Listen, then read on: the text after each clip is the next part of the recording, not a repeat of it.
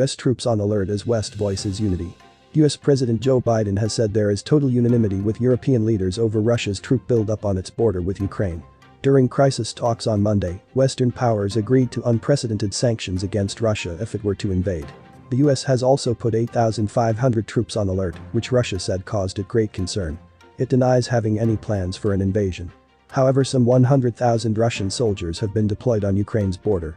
Joining the US and UK in Monday's talks were the leaders of France, Germany, Italy, Poland and the EU. The head of NATO, Jens Stoltenberg, also dialed in. "I had a very good meeting, total unanimity with all the European leaders," Mr. Biden said afterwards. A Downing Street spokesperson said the leaders agreed on the importance of international unity in the face of growing Russian hostility. Should a further Russian incursion into Ukraine happen, they agreed that allies must enact swift retributive responses, including an unprecedented package of sanctions. The aim of the 80-minute video call between the allies was to agree on a common strategy against Russia's actions after some disagreements over how Western nations were responding. On Monday, UK PM Boris Johnson warned that gloomy intelligence suggests Russia is planning a lightning raid on the Ukrainian capital, Kyiv, and the UK started withdrawing some staff from its embassy there. The US took a similar move by ordering relatives of its embassy staff to leave. But EU staff are to stay in place for now, with Foreign Policy Chief Josep Borrell saying he would not dramatise the tensions.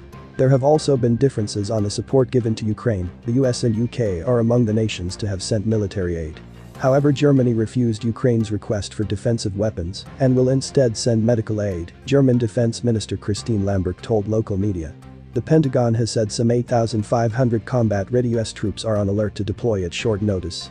But they would only be deployed if the NATO military alliance decides to activate a rapid reaction force or if other situations develop, said Pentagon Press Secretary John Kirby.